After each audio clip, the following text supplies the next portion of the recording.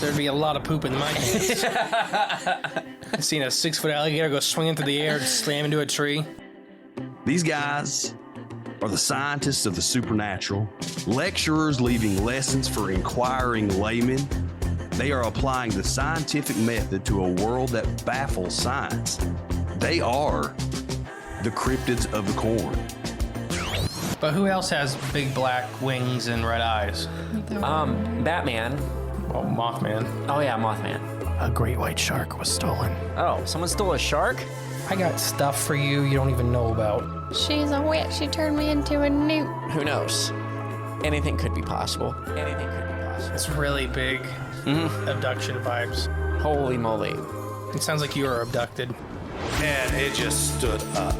I mean, it just like kept going and going. And she goes, what the?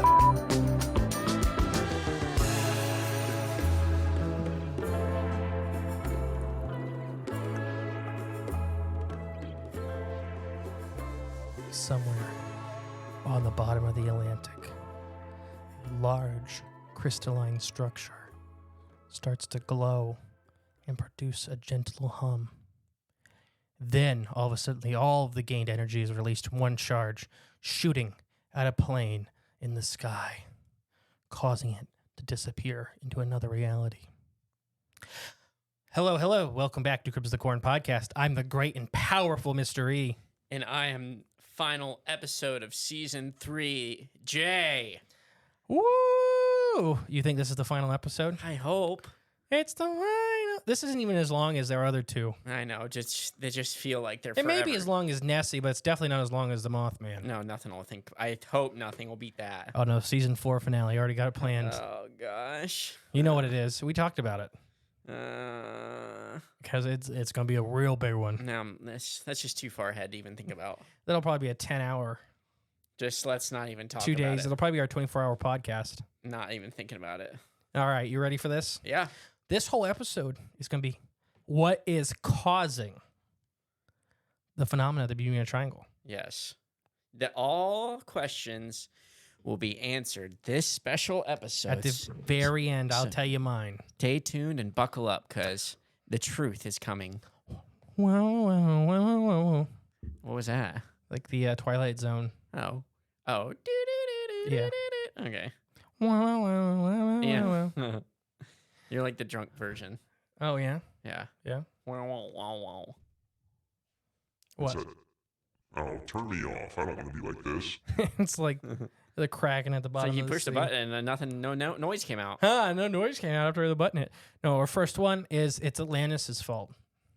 Oh, that's first bulletin? Yeah. So Atlantis is responsible for this, huh? Yes. As Charles said in the previous episode, his idea of the lost city of Atlantis is responsible for the shipwrecks and plane crashes in the Bermuda Triangle. Since then, there's been a large grouping of people that have also come across his theory, saying the technology developed by the Atlanteans, including their crystalline engines, are still active on the seafloor, causing mechanical failures in the boats and planes above. The biggest flaw in this theory, however, is Atlantis has never been proven to be real. Well, yeah, absolutely. I mean, the only thing that proves it to be real is just whatever, like, writings that may have made it through, or just, I don't even think any writings made it through. Isn't it all just word of mouth It's all word of mouth. at this point? Yeah. I'm pretty convinced it's the Eye of the Sahara.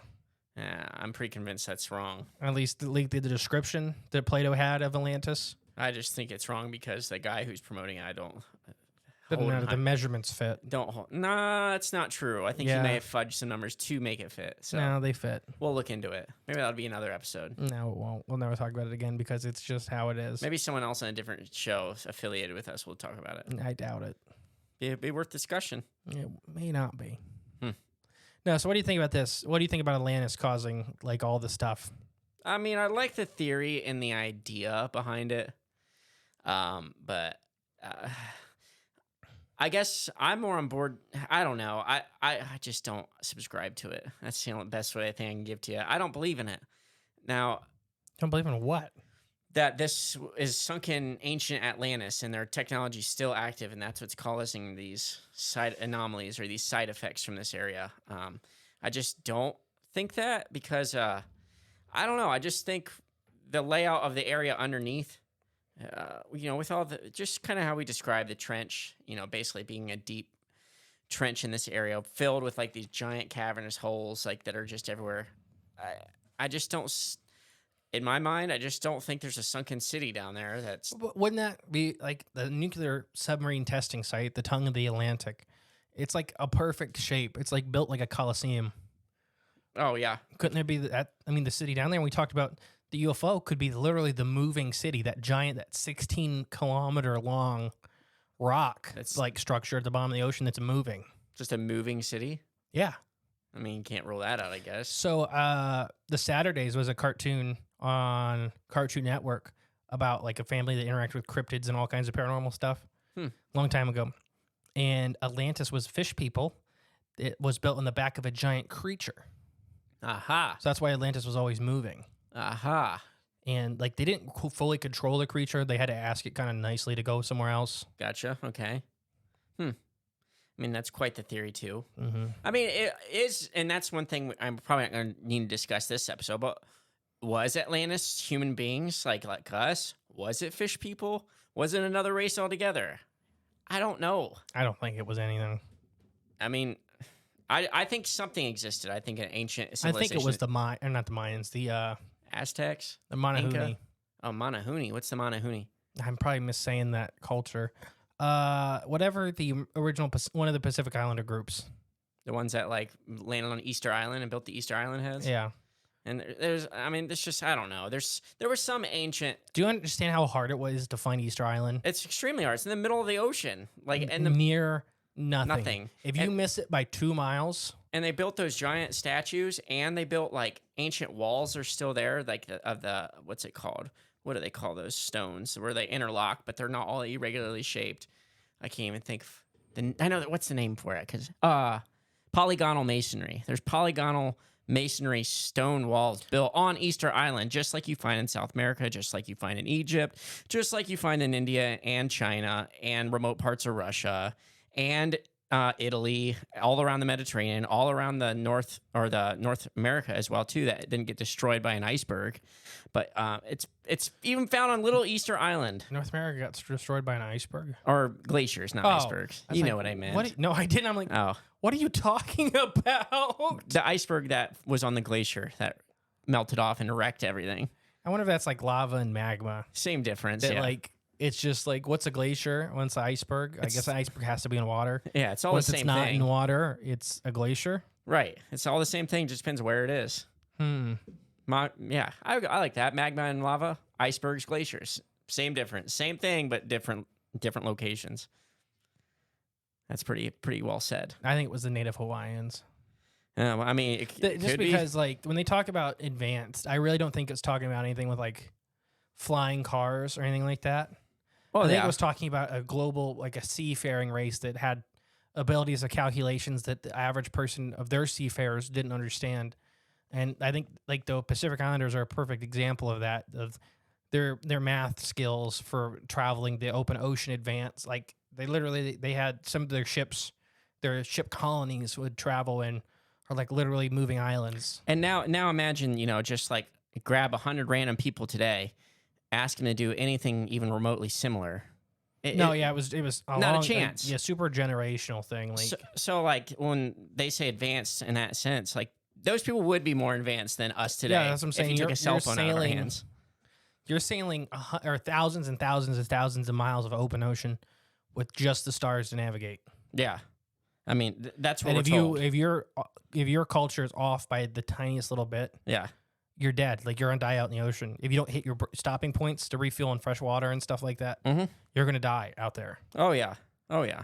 So yeah, I mean, just it's that word, like we talked about at the end of the last episode, that word advanced civilization, but mainly focused on the word advanced. It's really however you want to interpret it, what is advanced and what is not considered advanced. Because like I said, you take a cell phone out of our hands, computers, you just take out electricity for a day, and where everybody back then is way more advanced than we are now that rely on that. So, I mean, are we advanced now? That's a big question. I'd say maybe not. Maybe not. Some of us are. Some. I mean, there are guys that can build computers out of nothing. Sure. But me and you couldn't. Right, exactly. I don't understand how this podcasting gear actually works. It's magic. Like, if you ask me what is inside this microphone, I would say a coil of some kind, and that would be about the extent of my knowledge. And that's probably not right. Like a condenser coil, right? There's a little man in there that's a condenser. recording. I've seen that on the box that the microphone came in. Condenser coil? The word condenser. So I'm just going to say there's a condenser in there. Yeah, it's probably... Yeah, we'll probably sound like idiots right now. Yeah. I mean, I don't know what's inside this microphone. I know there's pharyngeal teeth inside of a sucker, though. Oh, there we go. See, Did there's you know something. that? Did you know that? No, you didn't. I might have felt one before. Pharyngeal teeth. Maybe. Now, so what are you going with the Atlantis theory? I just don't think this is what it You don't is think somebody causing left this. the engine on? No, I don't. I just don't. Because had they done that, someone in our military, someone in our government, or someone with power would have already scooped it up. Well, like and have we been talked using about. it. Well, like we talked about last episode, maybe they are. How long is it going to take them? Well, maybe like if we talked about literally with the shields or whatever, like the guard system that's still active, if it is real, it may be way, way too advanced. As in, we're still down there trying to figure out how to unlock the front door. Trying to get past it, I guess. Yeah, because it's literally vaporizing ships and planes. Yeah, but you know how our military worked. They'd already dropped a nuclear bomb at the bottom of that ocean just to blow it up. And then, Bikini Atoll, they already did. Yeah, exactly. And it didn't work. Oh, that was there? That's where Bikini Atoll is, you sure? Is I it? thought that was Pacific Ocean. I don't know where Bikini Atoll is. I just know it's Bikini Bottom. Well, yeah. On SpongeBob, yeah. Pretty sure. I think it's Pacific Ocean. No, but it's like if this is real, if this theory is real, and we're talking about some kind of shielding system or defense system, that may be why there's a giant submarine training camp on the doorstep of it. Is there really? We talked about that last time.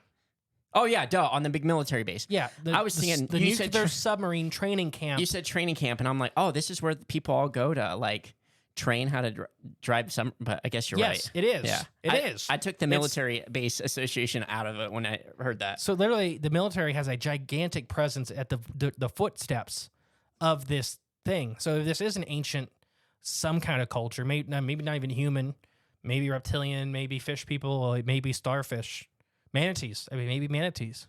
Yeah, we never discussed the manatee theory in regards to running Atlantis or even disrupting the whole Bermuda Triangle. It's all manatees. Them and dugons. It's mushroom infected Serenians. manatees. Serenians. That would be... That's a t-shirt, I think. Yes, t-shirts. That'll be the fall t-shirt. Something with a manatee. Bigfoot's manatee. Anyways, so what if this is why there's a gigantic military presence? And we talked about those cables and those giant tubes going down to the ocean. It may be the active work of some kind of our technology trying to figure out how to unlock the front door of their technology without us being destroyed. And then all the weird frequencies on top of it are when, like, the accidental fishing vessel or the cruise ship or a cargo ship or a plane gets too close to something it's not supposed to and it gets zapped. Sets off the defense systems. Like, it reminds me of that, that warship that has the automatic targeting system on the anti-gun turrets, and it started targeting that Civilian plane? like that. No, a jet Right. liner. Yeah. Started targeting that. And they're like, the guys, it wouldn't shoot it without the command, but it targets everything in the air. That's still so scary. But can you imagine? Did you see that video of that guy going, "No, Yeah. no, Yeah. no, don't do it"? I mean, just imagine, like, you're just in a jumbo jet going on vacation, and the whole way there you're being targeted by, like, high grade military it would take weapons. you out in a second. Yeah, but I mean, we just saw the video evidence. We're actively being targeted. Like, they're pointing the barrels right at us. Well, the gun is targeting him, not humans. We built that gun to do that. So Yeah, it but is humans. The guy's running. It's like, don't do it. I know. He's asking the gun nicely not to take out the civilian aircraft. Right. And just imagine if these things, like, just become sentient at all whatsoever and realize, yeah, we don't like having you guys around anymore. Just... See, I'm not worried. That'll be a future episode in season 4. I'm not worried about AI. I'm worried about the gray goop. But same difference at the end of the day. No, I don't know. One's care. cold and not thinking, and one's cold and thinking. We'll see about that. I mean, I don't know. Different topic. Different topic. But no, what if it's like that, basically? to where the culture has died out, but this piece of technology, this gun, essentially, Right. It just stays is still active. targeting. I mean, yeah, I could see that. And look, But I just don't subscribe to it. I can it could even be visualize it. the nanobot theory. Like literally, this cloud is the defense system. It is going on and eating essentially the Organic material. organic materials, or the planes or whatever. Yeah. Now that I could be more into. It could just be a military experiment. Maybe they have like zones for We'll save the military. We're talking about Atlantis right now. Atlantis is military. No, The clouds, I don't know. That's, I guess, okay, we'll come back to the clouds. But actually, that's a good idea. But as far as Atlantis, yeah, no, I don't know. I just don't subscribe to it. vote no on Atlantis. Yeah, that's my vote. Okay, well, I did mine. Now, do you have one you want to talk about? I have a whole list. Don't worry, but Of what can be causing this anomaly? Well, one of them I think is these underground caves or tunnels or whatever you want to call it. okay. That where it's different sources of water coming into this that are maybe being released into this area, or they're mixing with the maybe it's fresh water under there so far that mixes with salt water. Yes. But either way, I think it's just the swirling water and the ocean currents creating huge amounts of energy, and that energy is just causing magnetic disturbances all the way, not just in that area underwater, but obviously extending as like a big bubble above this whole area, So even into the atmosphere. the problem with that is that most of these odd phenomena are very localized. Mhm.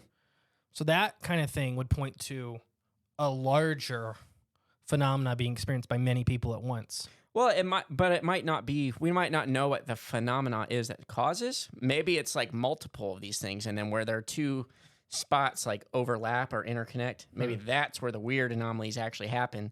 So you kind of have to be in the right spot at the right time for it to activate. Let's just put it that way, or for these anomalous happenings to occur.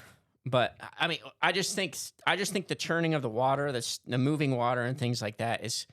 Maybe it's just a special geological spot that allows for this stuff to naturally happen. Hold on to that, because I don't think it's the caves, but I think you're on the right track. Hmm. I think you're putting a little too much stock in these caves. They're limestone caves. There's a lot of them, but they're not very they're large. Don't get me wrong, but they're not like massive like some of the cave systems we've talked about. But what if tying it back to Atlantis? What if that Atlantis culture bored out these cave holes to allow something weird to It happen? was done by the Lushka. Oh, okay, just the Lushka. They like digging holes in limestone. But imagine though if it was like an ancient. I mean, we have big boring. No, it technology. could have actually been done by. So there's a lot of worm species in the ocean. They eat rock and they eat stuff like that. Ooh, especially soft pumice rock. That would be easy. Not pumice, but Oh, it's not pumice. What was that? That was another. I think we talked about that earlier. There was some mountain made of pumice. don't say anything more about that because that's a future episode for season 4. Oh, gotcha. Can't talk about that. I thought that was on this saga. That was See- an off-air conversation. Oh, okay. Well, okay. Shh, baby girl. Some stuff just all bleeds together. It's all interconnected. No, Little that is foreshadowing. completely somewhere else on the planet. Okay. That's not here. Foreshadowing, people. It's all connected. That's funny.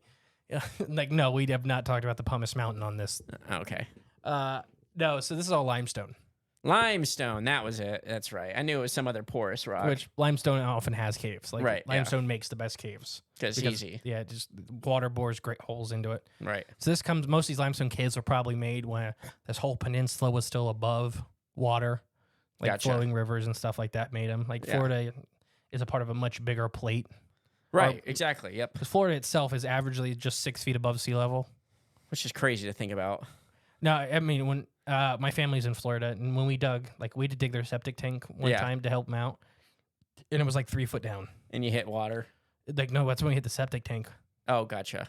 It was only 3 foot down. Yeah. We're gearing up. We got all this beer. We got all this stuff because we're like ready to dig all day. And it was 3 foot down, and it's in sand. It took 5 minutes. Yeah, I was going to say it took no time at all. And it was full of a lot of odd material. What? Like, Can't share it on the show. oh, okay. Anyway, it's just funny stuff. But no, so Florida itself is only like, the averagely is like 6 foot above sea level. Most of Florida is like 1 to 2 foot above sea level. Yeah. But that whole peninsula, that all the islands used to be interconnected. This is a much part of a much bigger landmass, like there's shallow water in between all of these. Right. Yeah, exactly. And we have almost no research or history into the shallow shelf just off our coasts. That whole area would be very hard to research just due to the sand and stuff burying a lot of that stuff. You'd have to really know where you wanted to look. So, like we talked about the Bimini Road, I think, episode 1, I believe. 1 or 2 of this series, yeah. And the only reason we know where the Bimini Road goes because it starts on land a little bit, so you can follow it out. If that land piece wasn't there, we'd never know it existed. In my opinion, like we wouldn't. We probably wouldn't have discovered it now because it's just. And I still kind of lean towards it being more of a natural phenomena. There is weird stuff out in this whole shallow waterway, like cultural stuff and stuff like that. But I don't think the Bimini Road's one to me that I always felt was natural. Yeah, just a rocking outcrop. There are odd rock outcrops, but. So where were we even talking about? Oh, this cave system. So the whole thing is very shallow. So I don't know if it's like when we're talking about this cave system. I don't know if we're not talking about like the Mammoth Cave system. Right. Yeah. Right. It's not just. I mean, it's not even mapped really. I mean, what's how big it even is, but it's probably not. That's pretty massive. I don't think it's as deep. This cave system. I think it's a lot of small interconnecting tubes and maybe some bigger chambers, but nothing massive without it being bored out. That'd be worth investigating maybe one day. Maybe. Ready for the next one? Sure. A rogue wave. A rogue wave. / standing wave. Oh, just like wiping out boats or disappearing things? And even getting planes. We'll get to there. Ooh, that'd be a big wave. They happen. Yeah. A rogue wave is an unusually large and unpredictable swell of water, typically twice as tall as waves around it. A few years ago, a scientist from the University of Southampton in England claimed that the waters of the Bermuda Triangle are especially ripe to produce rogue waves due to the storms moving on all sides. Some of these waves, the researchers poised, could reach well over 100 feet in height. While scientists work on gaining more attention to these topics, it could explain some of these crashes, but some of the higher altitude Bermuda Triangle crashes would still be unexplained by this phenomena. There are even some scientists that pose that some of these waves could reach 1,200, 1,300, 1,400 feet in height. That's pretty huge. So what happens to them? They just go down when they get closer? What do you mean? I mean, do they ever reach shore? No, so it's like a standing wave. So it's a weird phenomena, and it's basically saying the geology and the storm, the weather systems of this part of the ocean produce these. Okay. So they're rogue waves. They're one standoff. So a rogue wave is a little different than a standing wave. I'm kind of interchanging them. So a rogue wave is in a pack of waves, but it's often just one big one, just massive compared to the other waves that's with. Gotcha. Like kind of like a tsunami, even though a tsunami is made by other phenomena. But kind of like a tsunami where it's just this one massive wave.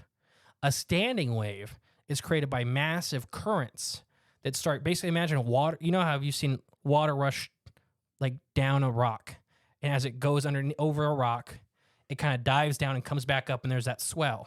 Right. So now I'm at this massive amount of water rushing over the other section of water below it. So kind of in one spot, it creates this giant swell standing wave. Okay. And so that wouldn't show up on radar or nothing like that, and a plane could fly into it, hit it, smack it, and it's. I mean, would that always be there, or would it always show up in the same spot? No, so the ocean currents are constantly changing, and the other weather phenomena that may be promoting this are constantly changing. Right. So it's be a freak occurrence and be heavily localized. Okay. It probably would not happen on the shelf either. So it'd be in the deep water. Right. Yeah. So this would not be seen by the shoreline very often, if ever. Okay. And if you've seen it, you're probably in trouble. Yeah. I mean, they don't move in this. It's weird. They just swell It's up. a very weird phenomena. I've seen these. I've been hit by these in the boat and stuff like that in some river systems. They are very dangerous. These kill people. The small versions, like the 4-footers, kill people. Yeah. Because they're out of nowhere.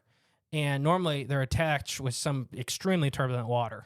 Okay, gotcha. So getting hit by the one of this size we're talking about is 1,000 feet tall, is already you have problems. But then if the ocean around it is just horrid. Yeah. It's literally a monster in itself. I just saw this video recently. I don't know why it made me think of this, but there was this video of this. It looks like a guy like boating around a bunch of people, like tourists and stuff. And they're in and he has everybody standing in the back of the boat. It's probably like 10, 15 people, and they're all in the back of the boat, so the nose is pointed way up, and they're flying out in the ocean. There's these big waves, and they're just kind of hitting them just right and bucking right over them, and everyone's like, the first two, everyone's just like, woohoo, yeah. Oh, in the nose? And then the third one, the guy tries to go for it, and that wave just crashes right over the nose. That's in the International Coastway. That's where I used to fish. Really? In Florida. Oh, it sunk because that boat. when the tides are going out, it rips. Yeah. And there's all these signs saying you pick the same speed, go the same speed, like follow the traffic, because and then you should never have anybody sitting in the nose of the boat when you're going like that. Oh, it hit that boat and it knocked everyone out of the boat. Yeah, I've seen, I don't know if it's the same video. Yeah. But the same spot. I seen one of those giant like cigar boats, and it slammed down like that, and I swear those people came up bloody. Oh, I bet. It Like looked instantly. violent. Yeah, it's not some. Water's very, very, very dangerous. It's powerful, and people underestimate it. Yeah, yeah, exactly. Water is a very powerful source in the planet, and here later on, my theory involves a lot of water, Okay. I mean, I felt the force of a little bit of water. like a 4 or 3 foot culvert. Yeah, like a 3-foot culvert that'll suck you right through it. Now imagine this 1,000 foot tall Yeah. Yeah, you're done. ship gone, cargo ship, all people Just gone. hold your breath and just wait till you bob to the surface. That's all I did. And you will.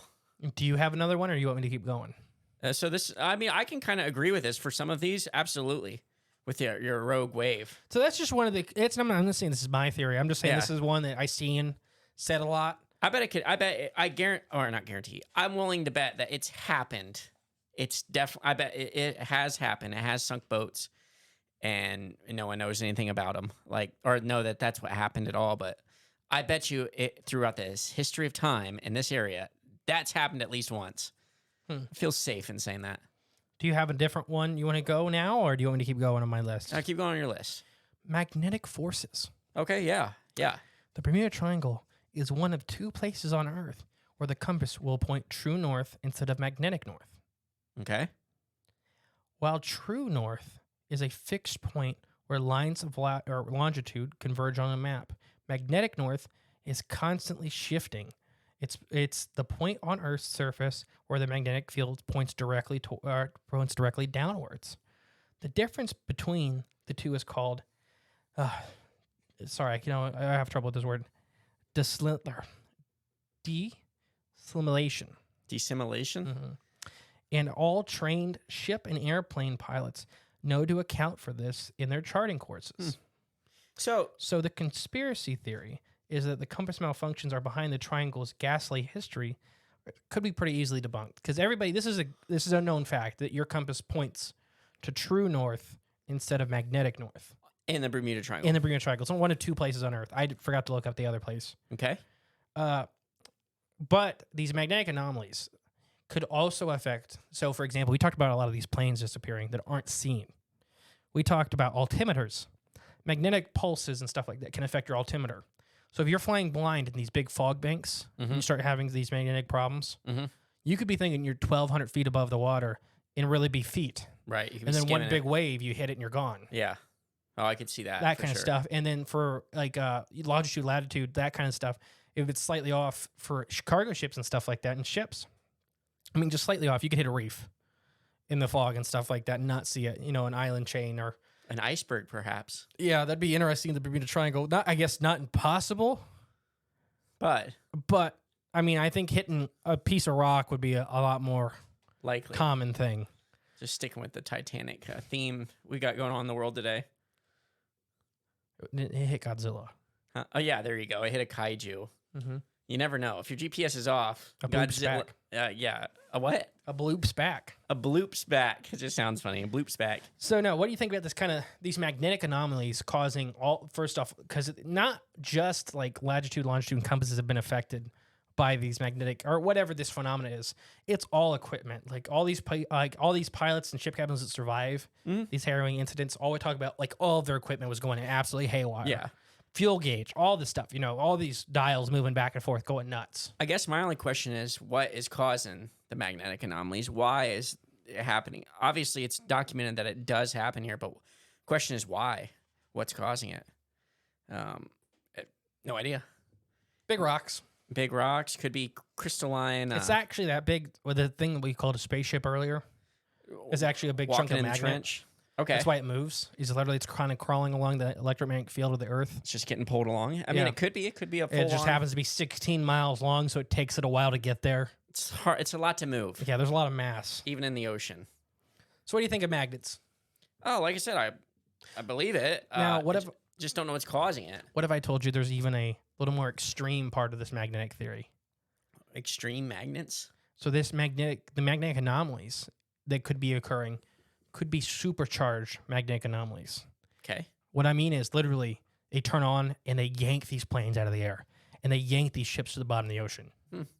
Like anything with a lot of metal, they just, when they turn on, whenever the phenomenon is activated, Yeah. literally like an electric magnet and pulls these things down. Wow, shoot, then there should be a collection somewhere down there. Yeah, there probably is. It's just the bottom of the ocean. It's hard to find anything. That's true, yeah. Huh, I never thought about anything like that. I would believe it. Well, I don't know. What are most ships and planes made out of, though? Because, Since like the mid 1800s, metal. right, I know metal, but aluminum is not magnetic. All metals are magnetic under enough electricity power. Ah, okay. Like you can make anything magnetic, any metal magnetic. Okay. Just there's naturally magnetic and there's induced magnetic. Like we used to take, I can't remember if it's aluminum nails. Like you ever made a nail magnetic? In science class, we did that where you wrap some copper coil and you run an electric current over it and you actually change its polarity. Oh, cool. Like you change the nail's polarity and then it becomes a magnet. Oh, nice. Okay. So you can do that kind of stuff. Yeah. Like you can change the polarity of metals and make them magnetic.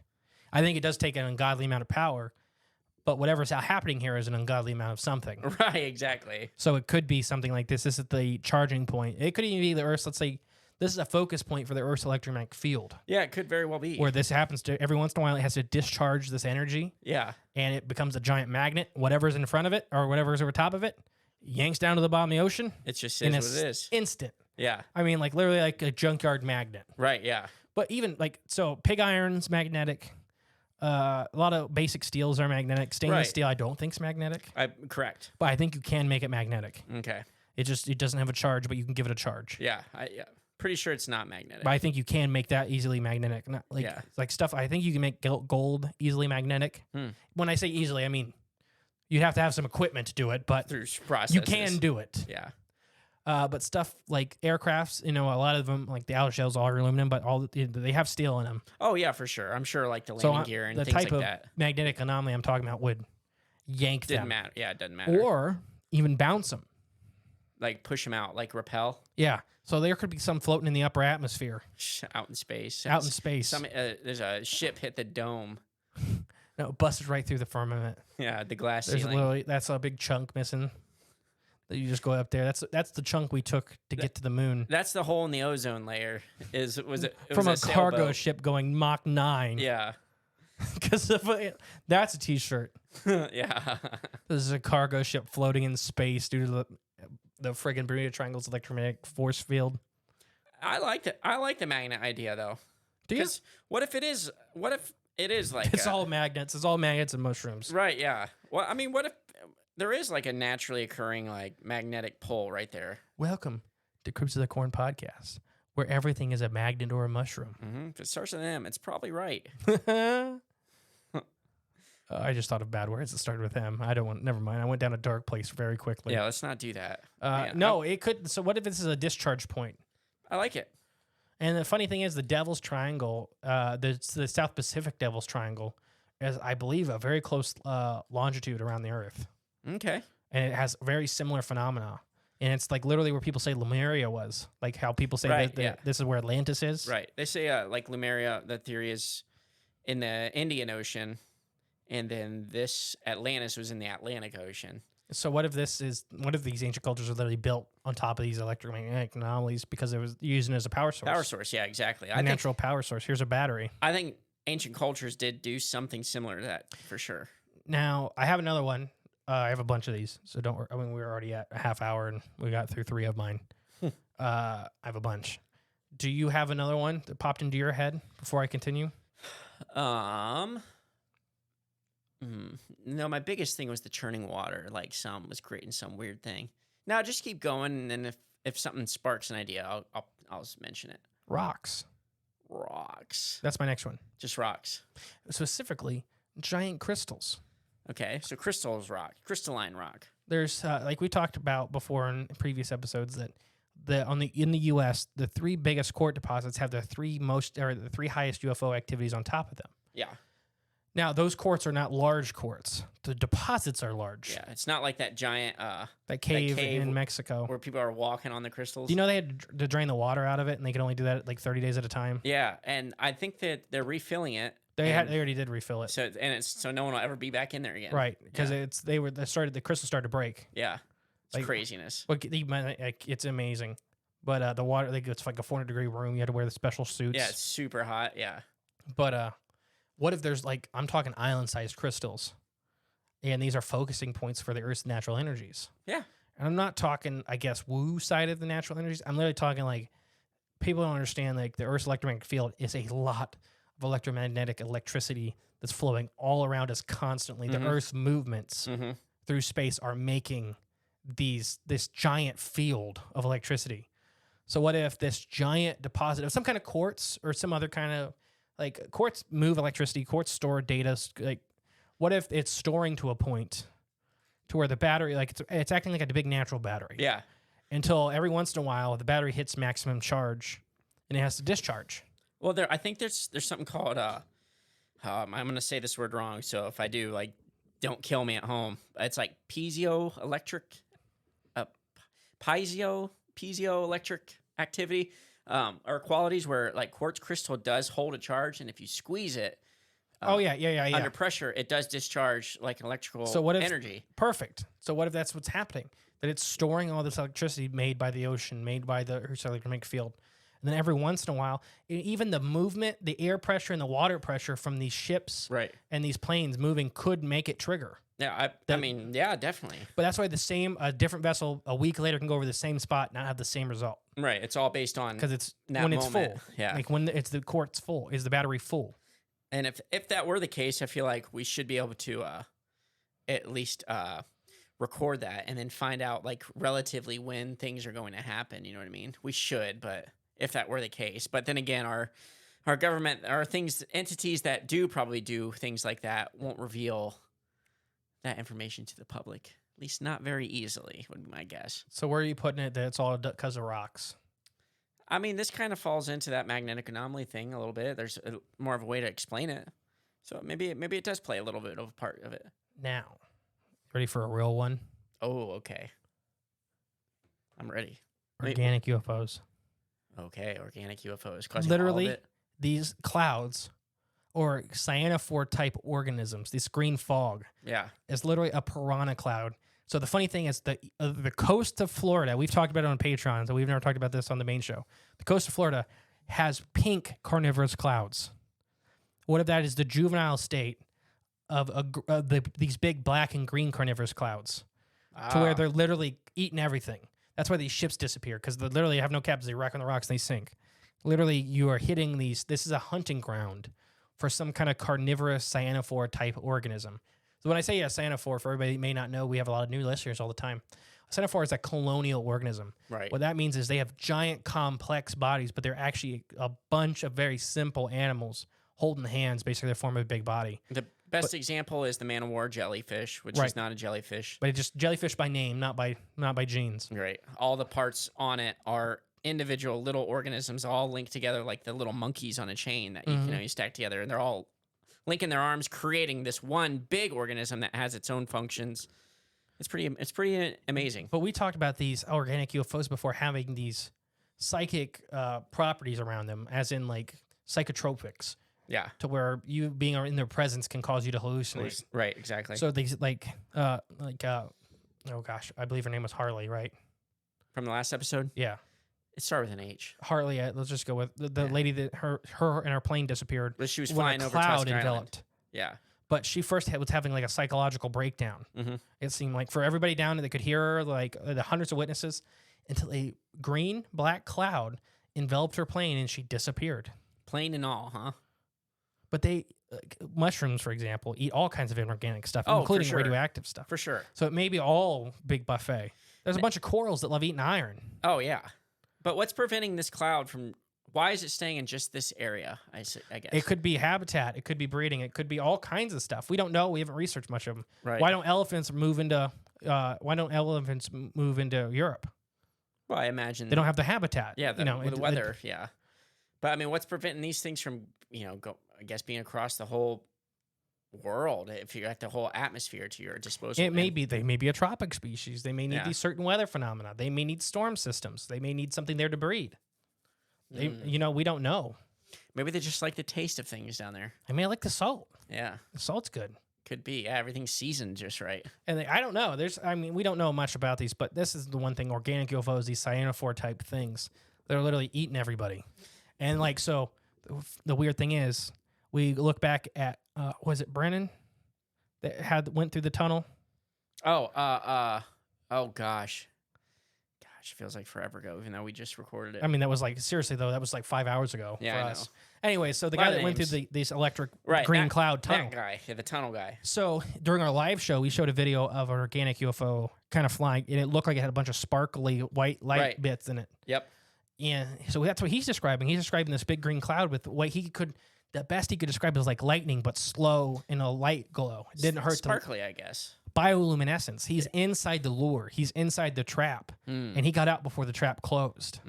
Okay. And Just like in Aladdin when he's riding the flying carpet out of the cave's mouth. Yeah. Just as it's getting ready to close. so something like that. Literally, that he got out when most people don't. Right. Exactly. But he felt. Remember, look back. He felt like it was alive around him. Right. Yeah. He said that. He said it felt like it was alive. Yeah. So what if the phenomena is this happens to be the perfect habitat for this specific species of organic UFO, these living carnivorous clouds? I think you can't rule it out with what we know or what we've studied in organic UFOs or speculate throughout history, newspaper clippings and things like that. This does fit the MO of some of them. And they may be very dormant species. So another thing why they could be here is this is a seasonal migration pattern for whales. So let's say they're normally preying on whales, these large animals, that they go dormant for other periods. This is a choke point for a bunch of whale species. Well, and that's the part where the current, kind of gets closest to shore. Yeah, they go through the island chains. Yeah. So this could be a choke point in shallow water where whales hang out. And they're used to seasonally turning off. And as humans got more and more active, they started switching around. Changing up their, yeah. And what if our activity too is causing, a lot of nutrients and stuff to kind of flow into this area where they can eat, absorb more nutrients. I don't know what you'd call it. Eat, absorb, envelop. It's any of those. Yeah, any of it. I think they're literally like little piranhas, like a little cloud, a carnivorous cloud. And what's weird is though, the clouds on the mainland of Florida are smaller and pink and slower. Mm-hmm. The clouds off the coast are large, black, green, and fast. So I don't know if it's that these things can't survive over land very long or they get unhealthy. Could be. Like they need the water underneath them. They need something in that process to survive. Or they use the currents to get up in the air and then stay up in the air. And once they get over land, they kind of just falter and die. Or that it's a juvenile versus adult. Right, yeah. That, as they gain more, they get darker and darker. Because some of these clouds are like black, green. Some of them are green. Some of them are like black. Figure the bigger you get, the more you eat, you're going to... The more individual members of the colony in a tight yeah. space. More dense. The better you are, like eating a whole cruise ship of people. Or that cargo ship. Yeah. All the people on it. Yeah. It's kind of scary to think about. But this also would explain the disappearances on the shoreline like we talked about in the lighthouses. Yeah. Like we talked about that episode 1. To where there's people that were not in the water. Right, yep. And They weren't in the plane. They weren't in a boat. They were standing on the beach. They were inside a lighthouse and they all disappeared without a trace. Mm-hmm. That's just... Out of all of the possibilities, this is probably the scariest. So what do you think? Do you think I think could be possible. Could be possible. But we kind of touched on something earlier. Who knows? Anything could be possible. Precisely. I mean, I couldn't have said it better myself. But we touched on it earlier. Moly. I don't know if you want to jump into it now, but like those living clouds, but the technology living clouds, the nanobots. not yet? That's season 4, baby girl. What do you mean not season 4? That's season 4. Why don't we touch it now? Because that's season 4. That don't make no sense.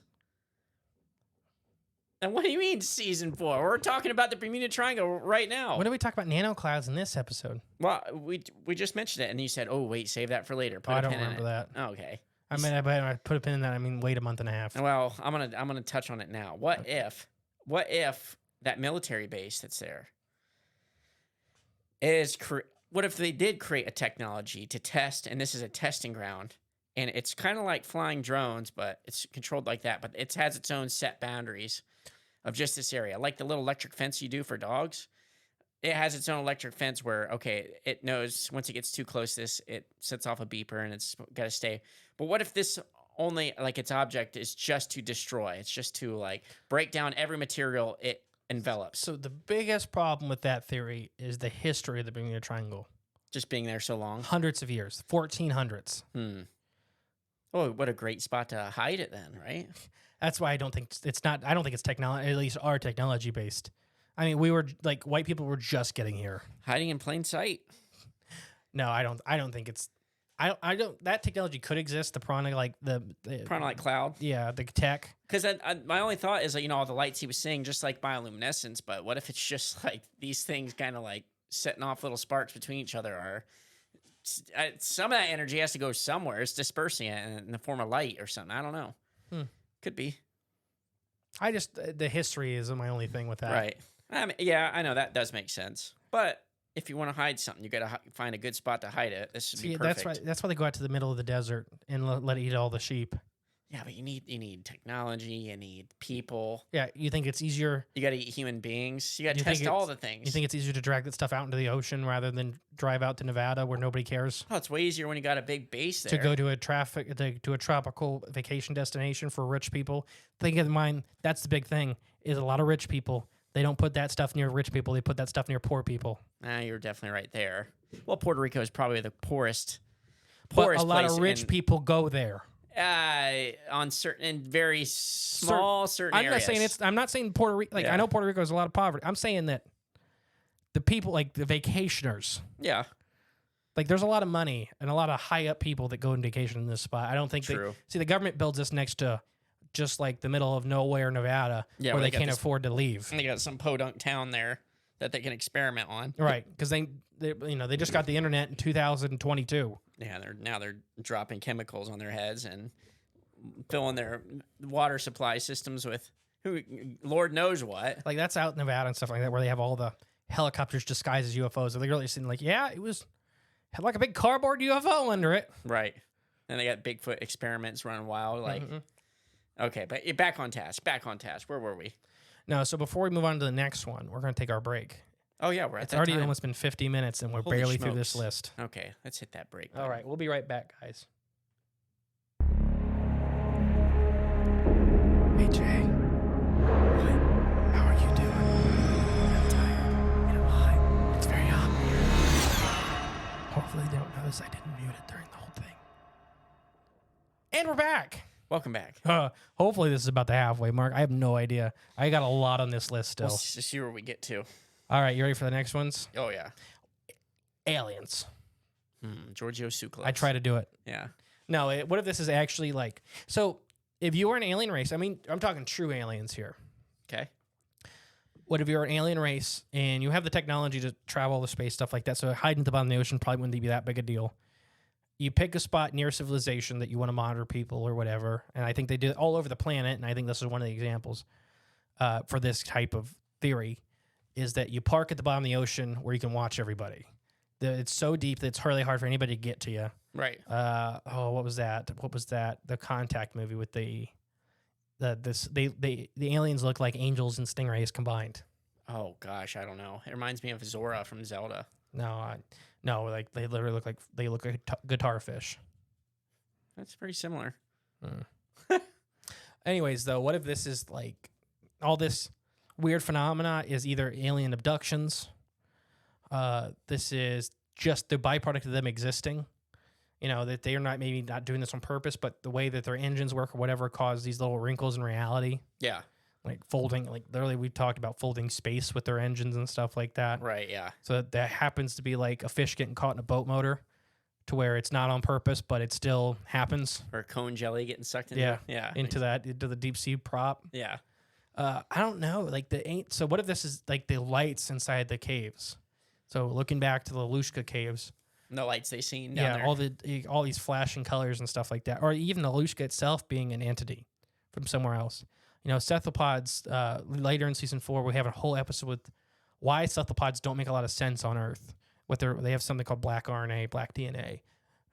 What if they are actually a part of, like, descendants of an alien race that has visited Earth and is continuously visiting Earth? They're hyper intelligent. So what if, like, the Lushka itself, which is described as a giant octopus-like creature, is the entity? That's the main controller. Yeah. So aliens. I'm talking true aliens. Not we'll get to other stuff later. Right. I'm talking real from another planet in our galaxy aliens. Right. And you know how I kind of feel about that Now, already. we have the same. But yeah, oh boy. It's hard to even talk about this or discuss this because it's everyone's definition of aliens is a little different. But So I'm talking for this true aliens from another planet yeah, have been, like, to me personally, if aliens are visiting from another planet, this is the most likely version to me. You would not see them flying around. They would not be abducting people, really, because you wouldn't know about it, is my point. Right. If you have the technology to get here from another star, that already in itself, you're tens of thousands, if not millions of years ahead of us in technology. right. So you getting here and tricking us would be super easy.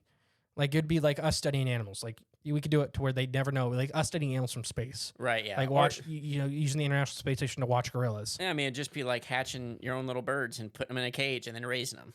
And you're sitting there watching them. The only world they know is that world right there. So to me, if this is real, these even if they are cephalopod-like, they are literally the Lushka.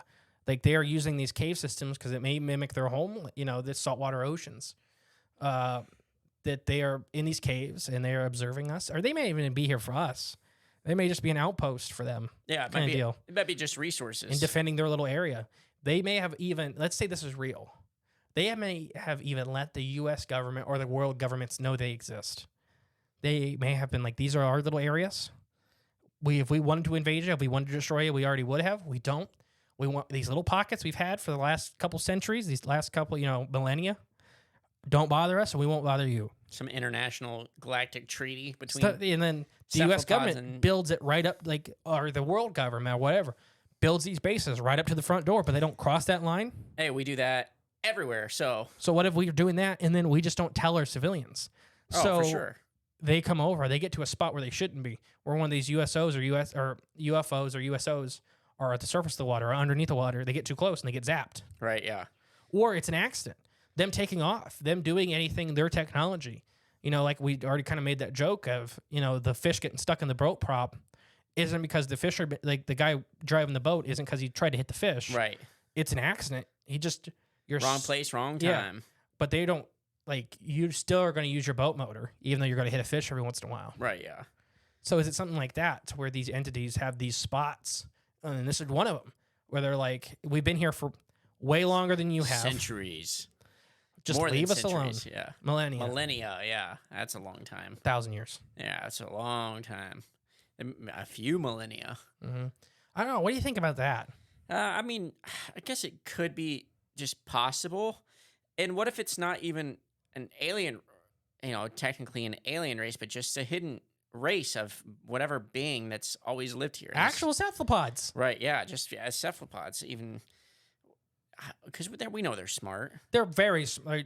The only reason the octopus and squid species we know about today haven't taken us over is because they die after they reproduce. Oh, I was going to say because they keep eating each other. Literally, if they didn't die after they reproduced, and that's only some species. That's more squids and cuttlefish. Yeah.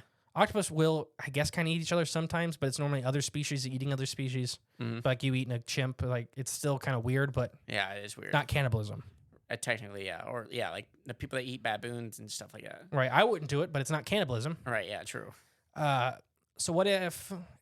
So basically... Anyway, so what I was getting at with squids and octopus, or for octopus specifically, their big thing with it's all genetic and learned... it's all genetic and learned by doing knowledge. They have no ancestral knowledge being passed. Okay. What that means is, genetic knowledge is, instincts. Right. Learned knowledge is what they're doing in the field to learn how they're building this stuff and they're they're building little rock huts. They literally build rock huts. Some of these use armor. Some of them actually use weapons. Right, I've seen it before. It's pretty awesome. So, what if they had their parent though got to stay around and teach them all of the knowledge they had gained? So keep in mind human generations. Right. A human an older person right now can't learn how to use an iPad. It's a tough. 3-year-old can do more than an iPad than I can. Right. Because when they were born, the second they were able to understand it, a person that already knew how it all worked showed them instantly. They got it. Now they can expand upon that. Right. Exactly. Yeah. That's why these little kids, like for us, are more advanced than we are in technology, understanding how it works. Yeah. Because they instantly get a step on all of that has been learnt and move on. They know how to navigate the medium. Yeah. Much So what easier. if cephalopods were doing that? That'd be awesome. This could be it. These little spots could be that they had pulled in on themselves. That I guess alien in a way that they are alien to us, but Earth natives. And then they flooded the Earth and built the pyramids. I mean, if they would have done that, the Earth would still be flooded. Someone pulled the plug. Yeah. Good luck with a 80-foot long cephalopod that has a ray gun. Yeah. Ray gun. Yeah. Good luck. He has got 8 of them. Mm-hmm. All pointing right at you. Oh my gosh. No, we only got 7. The 8th one's a spatula. No, you need to flip your food. So yeah, it makes sense. No, so what if it's that? Literally these colonies of advanced cephalopods. I didn't know we were going to get to that today. That Causing are all these issues. But they're the technology. They're Atlantis. Right. They are Lemuria. They are these cultures that are maybe they're so advanced, quote unquote, because they're so alien to us. Right. Yeah. Their brains were completely different. I mean, they are. I mean, they are. So, but I'm just gonna not subscribe to this theory. It's fun, but I just don't think it's. Nah, I'm gonna say probably not. I don't know. Aliens or alien cephalopods could be. I like it. I like it more than I subscribe to aliens from different planets visiting here and making their home here. Now, do you want to do interdimensional beings now or later? I mean, we're almost to them, right? It doesn't matter. I have them on the list. Let's just jump them right now, since So international international beings. interdimensional. It's been a long day, everybody at home. Interdimensional being. So what if this is kind of the alien stretch that they're the ones opening these portals, and that may be where these people are ended up is these Right. doors. Portals just opening. Let's say it's like Point Pleasant, but on the massive scale. Right. Yeah. Point Pleasant is the little temporary one. This is the long-term one, where this little area is super weird for whatever reason, and these doors to other dimensions are opening and closing constantly. And yeah, the thing that's confusing are these doors like. Are they in the sky? Are they in the water? Are they on the surface? I think they're everywhere. I think they just pop up. Yeah, I think they're everywhere from high altitudes to low. So like with the guy that flew through the electric tunnel. Yeah. What if that he went through one that opened back up into Earth? So like a little pocket. Right. Yeah. Because he went from 1,000 to 1,100 or 11,500. So Right. he jumped, he jumped 10,500 feet, and then he went through that big one. Right. And then dumped him back out over Miami. Miami. Yeah. And he got lucky that they were all earthbound. See, I wonder too, like, I think some of these may not be earthbound. what if they are interdimensional, like little portals? But what if all the portals kind of inhabit this, or that all the dimensions inhabit the same space? You know what I mean? Mm-hmm. But they're just layered on top of each other, so you can't observe one without when you're in another. If that makes like pages in a coloring book, So they're all there. That'd be essentially the same thing. Yeah. It really doesn't. It's like it doesn't matter at that point if it's layered or it's because it's the same. You're describing the same thing just a little differently. Right. Yeah. Yeah. So But I mean, if that were the case, he's very lucky. It opened right back up to where. Oh, he got lucky. I think he's the lucky one, and like Harley wasn't. Like she was. Like they got to witness what happens when a person starts to go into one of these. Unless she ended up in some like magical, like super advanced, amazing world. I very much doubt it.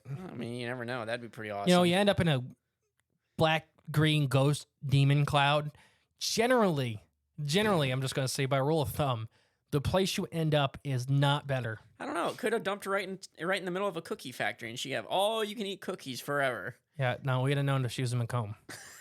Yeah, exactly. Yeah. They would have been like, hey, no, that place ain't. We don't want to eat there. A plane crashed today in Macomb, Ohio, into the cookie factory. Maybe that's how that car hit that Dairy Queen. You know, it went through a portal and shot up. That's not funny. But it is. Well, I mean, nobody got hurt, luckily. But so. All right, all the ice cream machines. It's still not open. I know it's still not open. You know how many times I drive through Kenton and still boarded up. I'm like, I'm gonna get my cookie dough ice cream today. Yeah. And it's still closed. Yeah. I'm like, I don't think that'll be open for a while because insurance and whatnot. But I mean, that would be a great defense. It's officer, I swear, a port like it was a. Well, the thing is, if like, let's say they were on Florida on the Sunshine Highway. Yeah. And the car ticker just caught them 2 minutes before. Yeah. And then they portaled through and crashed into, like, I was just in Florida. Oh, and then came in, landed in Ohio? Yeah, do you want a side tangent real quick? Yeah. We haven't done many. We've been good. Yeah. Let's do some since this is the last episode. Okay. For the season 3 finale. Right. I won't say what house. There's a house in Kenton, on the way to Kenton. It's on the right-hand side. You see it? It's been abandoned. Okay. It's got that little pond. You know what house I'm talking about? Right there by 4 Acre. Fork. Okay. Yes, I do know exactly what you're talking. Yep. Okay, I won't say the guy's name. So he and his family were in Florida, and that house went up in flames, like had an explosion inside. It got put out and everything like that, so he was going to get the insurance. But one of the chief fire guy at the time was like, there's something fishy, like this was done on purpose. And they were looking at him. Obviously, you know, that's who you look at. Right. Because it's the homeowner, because that's who stands to benefit. And he's like, it's weird. They were only in Florida for 3 days. Like, they did a spontaneous weekend trip. Yeah. And that's when it blows up. Nobody was home. Yeah. So the guy finally gets back, and he had a bunch of glass shards in his face. And they connected it with the little bottle of accelerant that he used. Oh, no. Here's what he did. And there's argument whether his wife is in or not. He took a plane flight to Florida with his wife. He drove, the second he got there, got in a car, drove all the way back to Ohio, blew up his house, drove instantly back to Florida, and then flew in the plane back. Wow. Committed. Yeah, you can do it. Wow. Oh, It's- yeah. it's a 14-hour drive. It's one road It's one road. all the way. And then he got caught, and that's why that house has never been sold or rebuilt. Because Wow. it's still in, like, litigation, I guess, is what you'd say. Do you know that? Did not know that. Grandpa Ray knew the guy personally. Wow. The second it happened, because it took him, like, months to get caught. Mm-hmm. Like, they pulled the glass out of his face, and they had it in testing and all that stuff. And Grandpa Ray's like, yeah, he did it. Yeah. He's like, I know that guy. He definitely did it. Anyways. That's craziness, though. The things people do. So that's what happened. That's why insurance is just not inherently, like, the system can be, it's all a system, and it means nothing. It's not real. I don't know. I don't like insurance and stuff like that. Yeah, it depends. I know it depends, but 9 times out of 10, they're just there to screw you. But all right, go on. Do you have any other theories pop up in your head before I keep moving down my list? I'm trying to give you options. Well, the interdimensional one, we didn't actually really Oh, sorry, the interdimensional. touch on that. So too yeah, much. what if all these portals are opening up? Whether it's beings creating them or beings are leaking out, this could explain kind of all of it. Yeah, it does kind of in a way. It kind of stinks like putting the blanket. Interdimensional thing is phenomena is just like a blanket thing anymore. But Let's skip it. I mean, it's a We'll possible. talk about it later. Yeah, I'll file it under plausible. Sure. Now here's a weird one. Methane bubbles. Okay.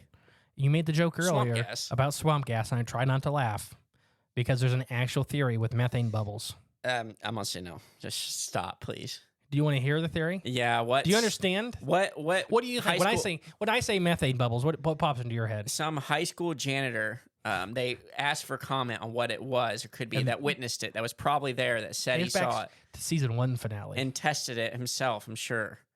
Said that it was methane bubbles, and they was like, "Oh, yep, right, run with it." Yeah, if you guys don't remember, if you look back to season 1, The Mothman, it was the janitor that ran the science club. Yeah, it was He wasn't even the science teacher for the school. Yeah, it was just some science club guy. They commented on a newspaper, and every story ran with it.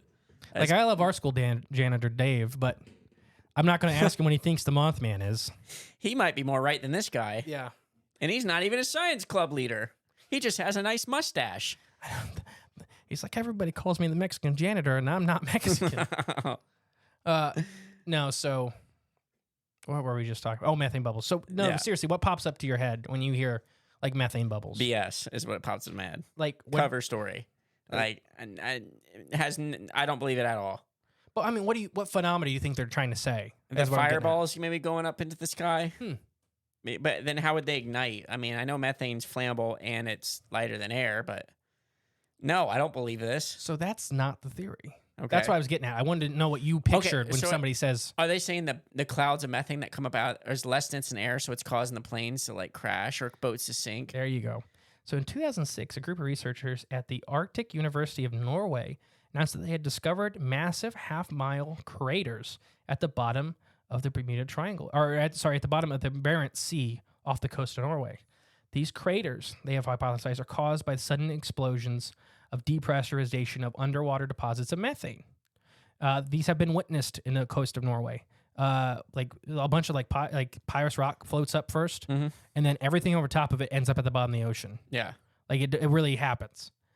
So lots of conspiracy theories have gloomed the idea, or conspiracy theorists have gloomed the idea that this phenomenon is happening in the triangle. Now, craters similar to this have been found in the bottom of the triangle. Okay. So what the theory is that literally when this, for example, with water, that everything on top of the ocean, when these methane bubbles basically pop through the sediment, the shock wave, the displacement of water and stuff like that will instantly kind of pull everything on the surface down to the bottom of the ocean real fast, like in seconds. Okay. Because you're talking about this gigantic, massive amount of methane taking up this volume, Right. then just disappearing in 1 second. Right. Yeah. So it's kind of like an implosion. Right. So all this water kind of rushes in on itself. So if you're on top of that, it can. And then the bubble itself can knock planes out of the sky.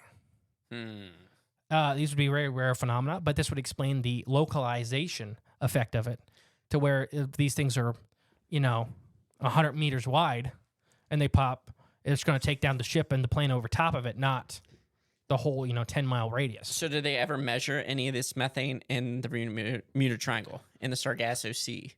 So the Sargasso Sea is a little different. Like their boundaries are a little different. Okay. But either way, in that area. So the craters look like they are the same craters. But has anyone ever tested for methane? Yeah, there's methane down there, but we're not. It's hard to test at these pockets because of the depth. We're talking about some depths that only nuclear submarines and deep sea vessels can research. Gotcha. Okay. And now, are they? And the ones in Norway have only been observed one time. Okay, so a very rare phenomena. Now, are they doing anything to prevent this methane from escaping and into the atmosphere and then causing global warming? And Different topic. Oh, okay. I figured the environmentalists they'd be signing laws into A bunch of action cows already. down there. Yeah, a bunch of cows. That's where we need to put. Sea cows. We need to put all. It is manatees. This is manatees. We need to put all of our cows in the sea, and to stop the methane, and give us carbon tax money for it. So, no, what do you think about the theory, though? I still don't like it. I don't care for it either, but it is interesting. Have you seen the video, that one with the methane explosion with the boat? I don't think so. These guys were like seconds from dying and they didn't know it. Okay. All this rock started floating up around them. Okay. Like miles of white rock. It was pumice rock, pumice stone. And it was because they were near a volcanic chamber with all this built-up gas. Okay. And when the gas exploded, it would have killed them. Literally, they were filming, look up this. I'll try to remember to put this video in the show notes. You text it to yourself so I remember. What's that? To put this video of the pumice rock in the show notes. Okay. But no, these guys are in a boat. Like, there's like 10 of these guys in this big boat out in the open ocean. Miles of this white rock. And they're kind of driving through it real slow. And they're like, what's happening? What's happening? And they finally get out of it. And you just hear, where you see the shockwave. Yeah. And you hear this implosion. And all the water starts rushing towards that spot. Yeah. If they were on top of it, they would have sunk. all died. Nobody would have known what happened to them. They'd have been above the ocean instantly. Pulled right down. Now, was this a methane explosion or what? Yeah. Okay. So it has been documented. They're very rare. We don't know. We think some of them are volcanically produced. We don't really know, though. Or what if instead it was a government boring hole agency that was digging under the ground and they exploded their opening out and Middle of the ocean? yeah, why not? I don't think so. The giant fungus that lives down there would have taken care of them. Remember, we can't put internet cables down there without sharks and bloops eating them. It's not the sharks and bloops. It's this company. No, That's what it is. That big cable was definitely dragged off by a monster. A monster machine that we built that No, we're using to organic. destroy The thing organic machines. That's like Godzilla. The thing was been here since the Permian. It's like dinosaurs. All right, Jay's been muted for the rest of the episode. I know the right things to say. I don't know if they can hear you or not. Probably not. Oh, they can hear you a bit. Oh, there we go. Oh, darn it. You muted yourself for a second. You guys aren't going to hear nothing the rest of this. No, so I personally don't think this is true. As in causing this. Hey, it's fun. Maybe, it's fun speculation. I guess it could happen. Like, Miami has happened in the Bermuda Triangle, but it's so rare. We said earlier, 2,000 ships. Yeah, it's not the main. Or no, sorry, 200 ships. Or no, 2,000 ships, 200 planes. That's right. That's the number. It's not the main phenomena that's causing all these. We would have noticed if they were that common. Yeah, someone would have smelled something by then. Not that kind of methane. Oh. You got another one for me?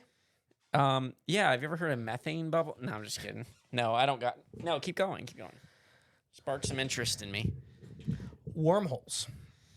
This is like portal openings. Kinda. Like there's some scientists. So, could the Bermuda Triangle be portals to another space or time? A pilot named here it was. It was Bruce. Says he believes he went through a wormhole. Okay. So wormholes and portals, I guess, are a little different to me because a wormhole in my head in physics it's still staying in our dimension, our reality, just going somewhere else. On this A location. portal or this interdimensional portal is going to another dimension or another plane of existence. Gotcha. Okay. So I guess, like, if you want to think of it, it's hard to explain. That a wormhole, you're staying on the same level, but you can end up anywhere in that level. right. A portal's going up or down in different dimensions or different levels. Yeah. Does that make sense? Yeah, it does. It's like I don't know, like a whack-a-mole. Each time each one pops up, it's always popping up into an area where you can hit it. There you go. But if it was a portal, it would pop up like, I don't know, under the ground where you can't see it. I don't know. You just can't hit it on top of the ceiling. So let's say that Bruce's example, that was his name was Bruce, Okay. that he got to go through one that was still relatively in the same area. Like the first one jumped him up, 10,500 feet.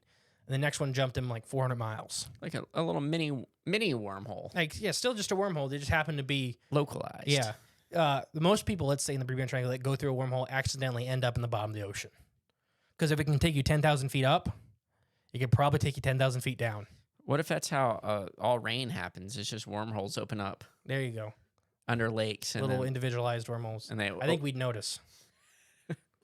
No, but what if it's seriously like they're ending up somewhere, well, like that cruise ship that supposedly, or that cargo ship, my apologies, that ended up on the Irish coast. Right, yeah. It the supposedly abandoned one. floated all the way down South America, all the way through the Antarctic, all the way through Africa, all the way through Spain, all the way through England. And no one's seen it. No one's seen it until it hit Ireland. Yeah.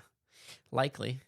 What if that went through a wormhole and hit Ireland?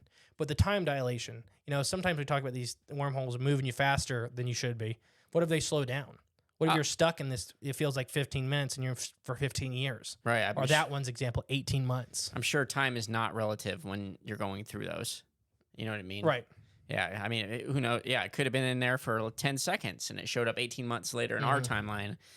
It's all weird stuff. It just gives you a headache when you really try to think about it. So what do you think about wormholes? I mean, sure.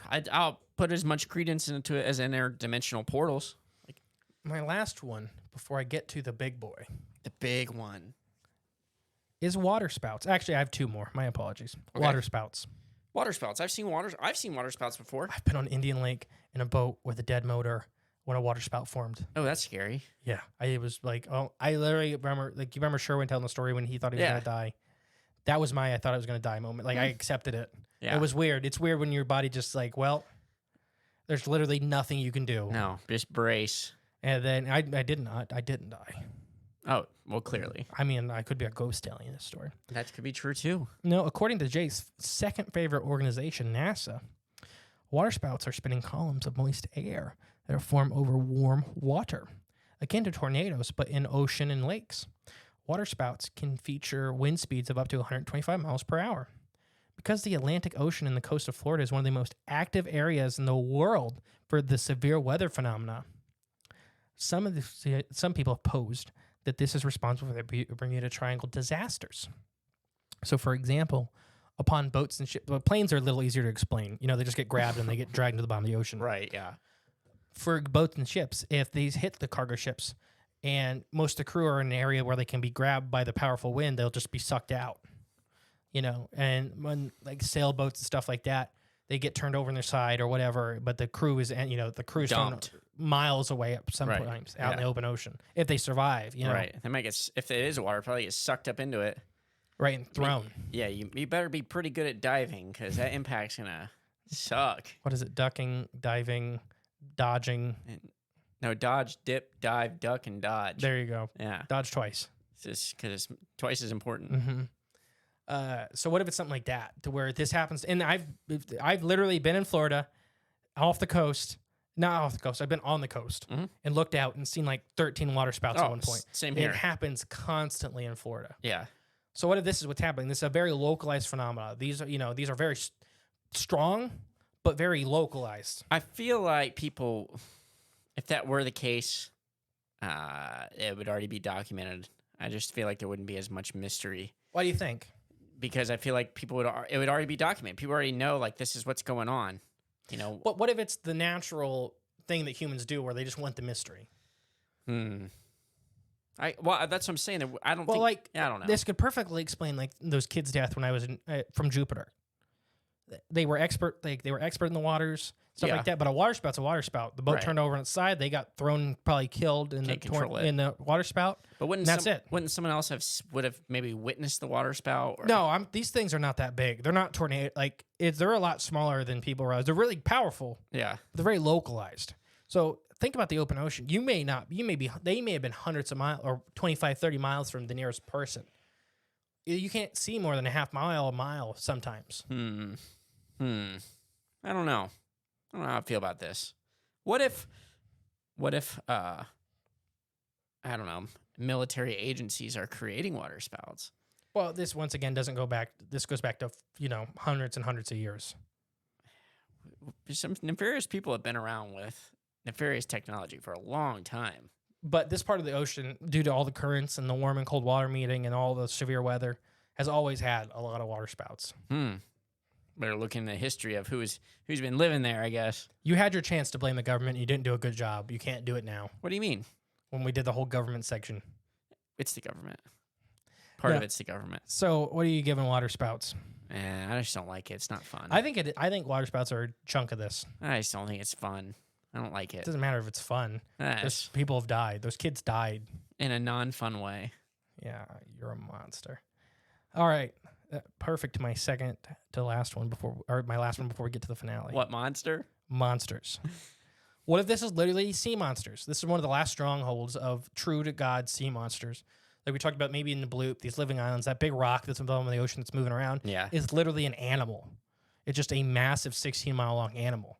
And when you get too close, they defend themselves. They may perceive you as some kind of different threat or food source. There could be all kinds of smaller monsters. Like literally, there was I can't remember what movie it was, but there's basically this tentacled monster where the end of all of its tentacles were teeth, like mouths. Yeah. And it had this big central head, but it was kind of like an octopus and a shark. Had a baby. The Luska. Oh, the Luska. But anyways, it got on this cruise ship, ate everybody, stayed there for a little bit, then went back in the ocean. He stayed on the cruise ship? Why it was digesting for safety, because it's like a big shell. Oh, yeah, okay. And then it went back in the ocean. I just thought he was enjoying all the anemones and maybe checking out the pool. Yeah. But this whole creature, so what if that's what's happening? These creatures are taking advantage of the ships, getting on, eating, and leaving.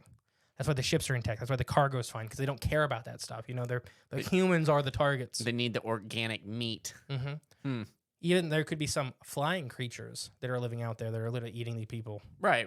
Like we said taking earlier. out the planes and stuff like that. The living cloud. Or the pterodactyls.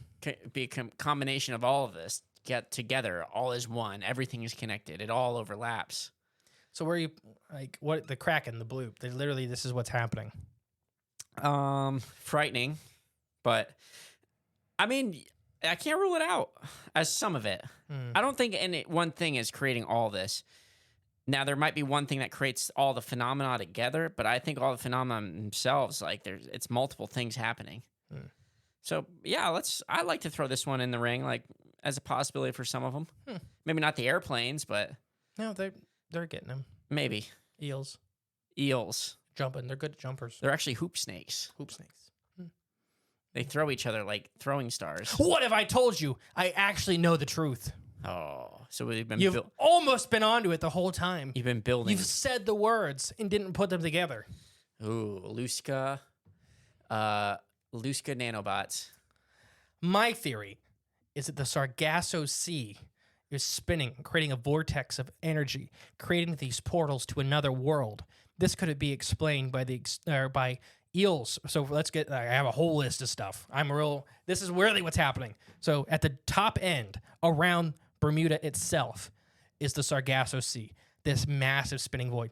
One of the least researched parts of the ocean that we go to frequently. Right. Because it's so dangerous to dive in. You can't put submarines down there. We know eels go in there. We don't find eels, but baby eels come out of there. All freshwater eels on the Atlantic from Europe, Africa, South America, and America. They go down there and they breed, supposedly, and they come back. They're actually going into a portal system made by the Sargasso Sea turning so much. And that's where they emerge from. If they're going to another world. Eels aren't even from here. Yeah. They could be from here, but they're using the other world as a spawning bed. Right. But this is, so yeah, this could explain why every once in a while we see fish from another world.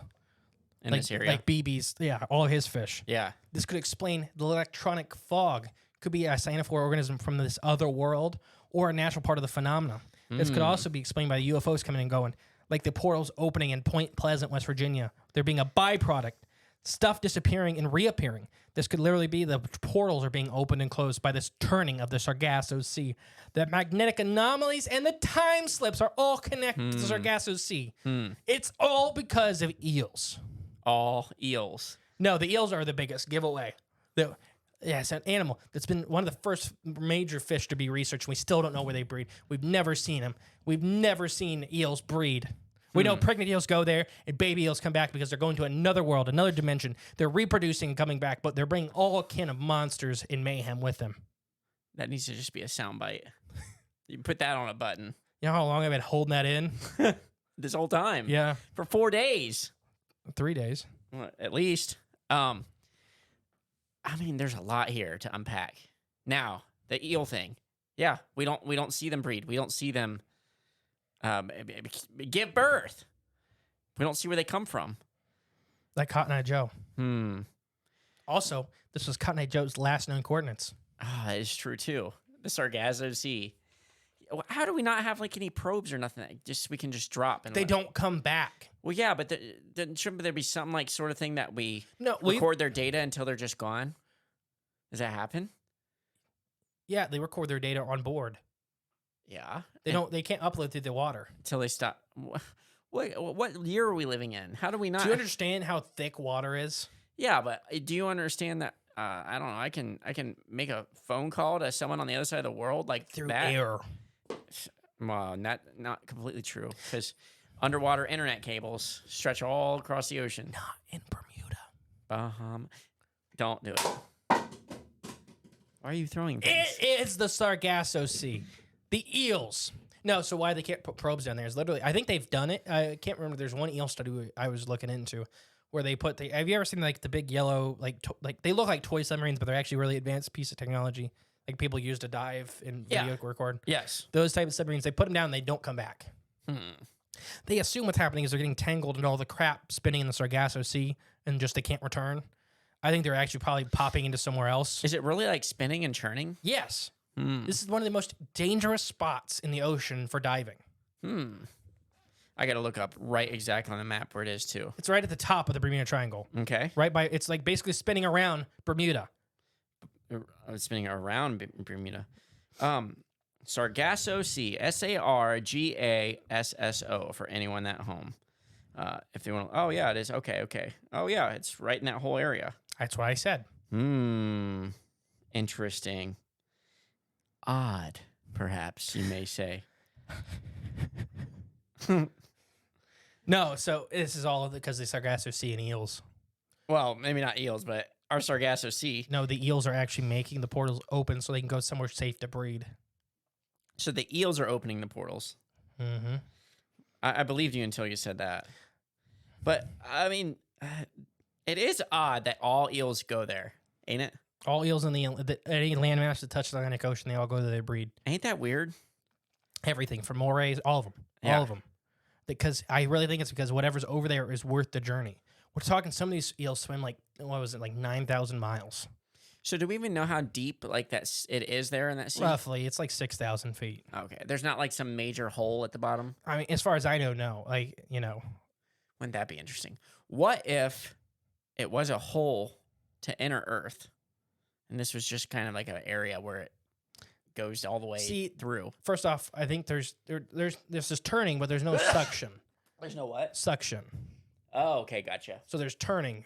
So it would pull you kind of down in the middle, I guess, but you're talking about a much larger scale. You could probably sail right through the middle of the turning point and not have problems. Not really noticed, yeah. But this has, so a weird thing with the Sargasso Sea. You ready? This is going to blow your mind. I don't think I've ever told you this. Okay. You know what the Sargasso Sea is famous for? No. Killing tons of shipgoers. Oh, okay. You know how it does it? Out of nowhere, how it got its name Sargasso, which is a type of seaweed.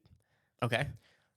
Out of nowhere, these boats will wake up one morning, completely be surrounded by hundreds of miles of Sargasso until everybody on board starves to death or dies of dehydration.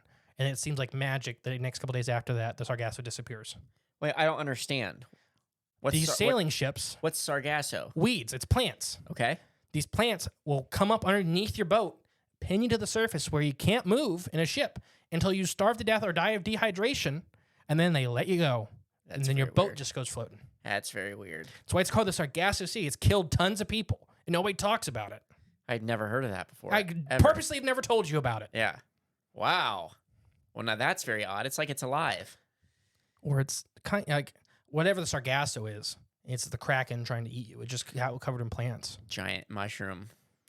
Growing the plants. Colonial reefs. Or it's absorbing the water in that area. So it makes it shallow so the plants rise up. No, it's like pushed. But it's Same weird. difference. Like, they've described this phenomenon. Like, people that have survived this phenomenon have said, like, one night they never felt a bump. They never felt anything. They never felt, like, the wind stop.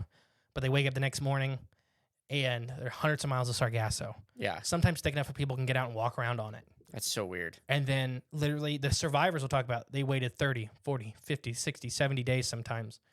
And because the problem with this is they're getting close to the coast, so most of their supplies are low. Right, yeah. Because they're ready to refuel. Right. They're ready to restock on stuff. And then they wake up the next morning and it's all gone. And like it was never there. Oh, wow. Okay. Some people literally, like some of these old sailors have described it as being like on the back of a monster. Now, Like what if the that... living island, like what I've talked Yeah. about with the bloop, that literally, that maybe this is a spot where the bloop is raised up for a little bit. And if you're lucky enough to survive it, It grows Sargasso. well, yeah, like we talked about with the, being a giant like colonial reef organism and stuff like that, where Right, it has yeah. all this stuff on its back. But what if it's raised up for a second, or not for a second for months for us, Yeah. and then whenever like literally the phenomena has been described as crazy. That's how it got its name, the Sargasso Sea. I'm looking up Sargassum. Yeah, it's a little seaweed. Wow, that's kind of crazy. That's so weird. If you ever seen Sargassum, it's an algae. It says seaweed's algae like combo, or it's an algae that looks like seaweed. It's a complex algae. Yeah. If you ever seen this, just look it up. I mean, It's like a big plant. It looks Yeah. like a plant. a plant, but like kind of like an alien plant. But All I the guess 'cause- bumps and bubbles. yeah, exactly. You know what those are, right? Nodules. Well, gas-filled sacks. Oh, okay. Oh, so they're floating. Yeah, that's why. That makes sense. Like kelp has big gas-filled sacks in it too. Yeah, what if the pressure, what if something's causing them to raise up like that? I don't know. Like pressure, like changes, I don't know. Weird. Very odd. Very odd. Did a house of God looks like a facade for training death squads proclaiming jihad, or just saying, ain't it odd? Ain't it odd? No, that's a good theory. Holy moly. It's a good, there's something going on there. Mm-hmm. And that's a weird anomaly, a weird phenomena. But does it tie it all together? Perhaps. Now, what if this is the biggest? Now, I'm going to tie it all back to mushrooms. Okay. What if this is the biggest fairy ring? This is a purposeful portal to wherever mushrooms are transitioning the interdimensional plane. And these big clouds that people are seeing are actually spores, and that's why they fly into the ocean. Like, the anomalies people are seeing are hallucinations.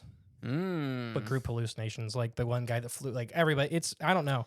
But I do think there's portals opening up with the fish from another world. It's weird that how biologists said, like that, like Beebe he was a acclaimed biologist describing all these fish, and then on dives later, they were never there. Right, yeah. Like these species completely disappeared. These giant magnificent species. The UFO angle really reminds me of stuff like the Uinta Basin, like the like these areas of high hot spots, high strangeness. Right.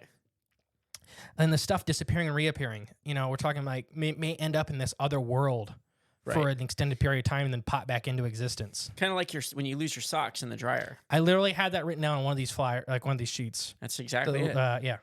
And then the magnetic anomalies. they would shift all kinds of electromagnetic and magnetic anomalies and even gravitational anomalies. This could be like when they're active is why they're screwing with their equipment.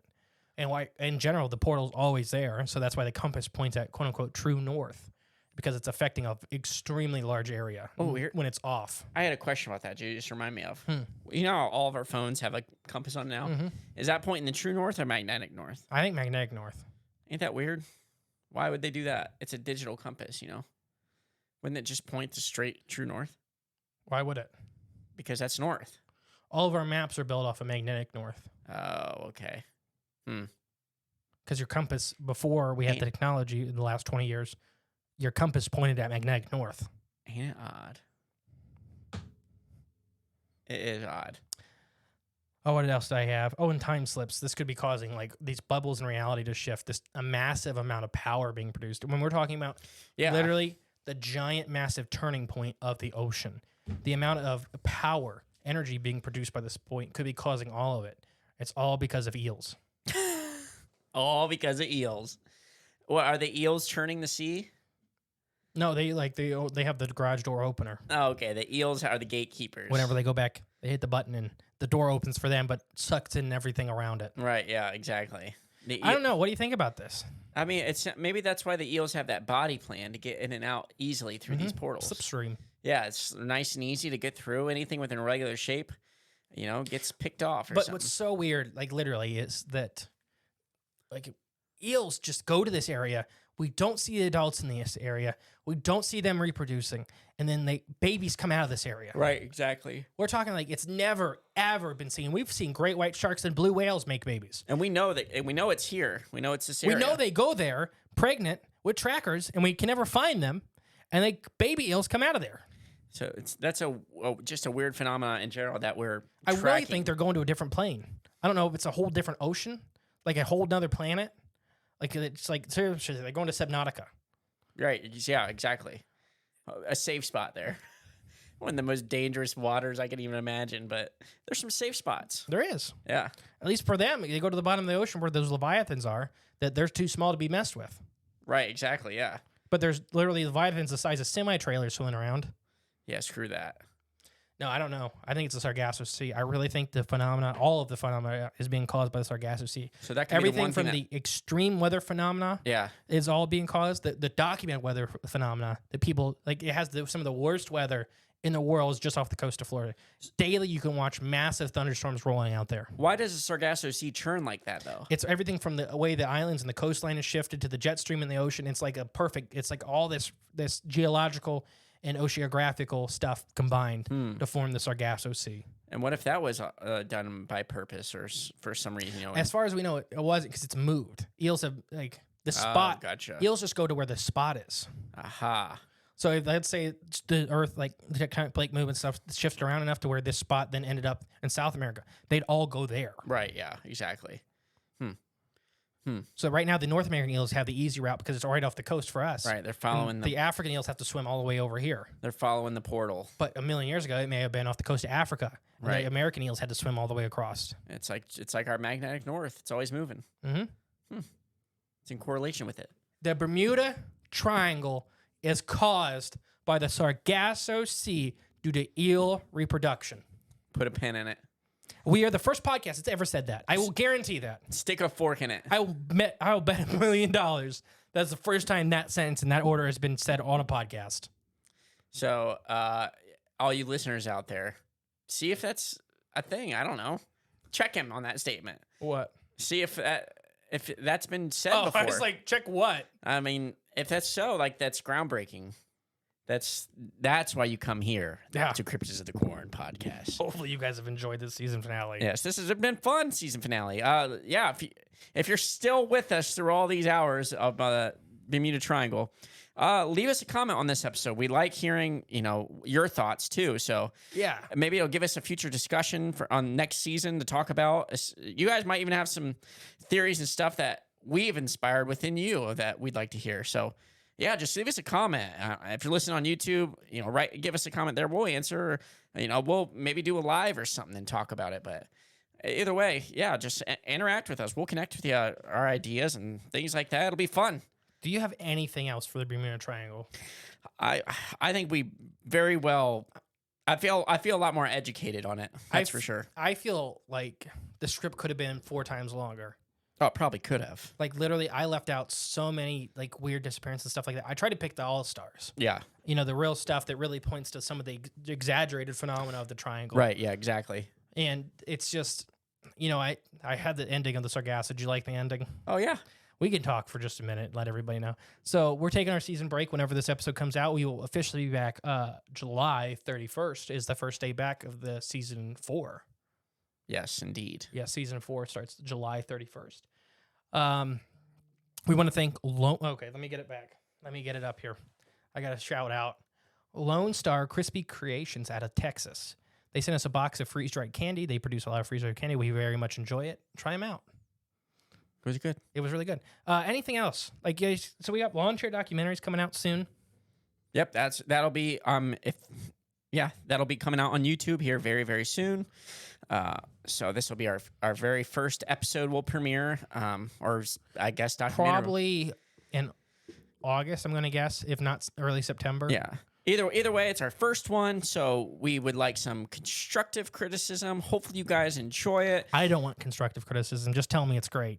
Or do that too. No, constructive criticism is always appreciated. Because this is definitely going to be a working project that, you know, this will slowly. It's just like how we started this podcast at the very beginning.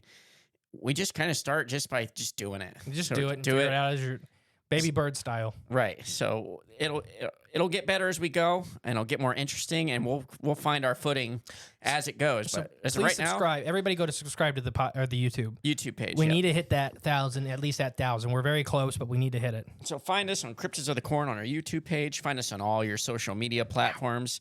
Stab myself. Find us on every podcasting app that you already don't listen to, and subscribe on there too. And just do it. Just subscribe. Like Jay said, leave those comments. It really helps us. 5-star reviews are nothing, and we read 5-star reviews. Right. Yes. What else was I gonna say? If you enjoyed this whole season finale, leave us a 5-star review and let us know.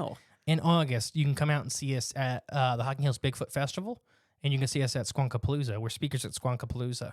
Yep. But come out if you're gonna be there. Send us an email. Send us a message. I try to learn people's faces before they get there. Is that it? I think so. I have been the great and powerful Mr. E. And I have been season 3 finale Jay. Bye. Thank you for listening to Cryptids of the Corn podcast. Please share with a friend you think would like us. It's the best way to help our show grow. Leave a comment, rate us, a 5-star review, and remember, there is always extra content on Patreon/CryptidsOfTheCorn.com. And don't forget, stay magical.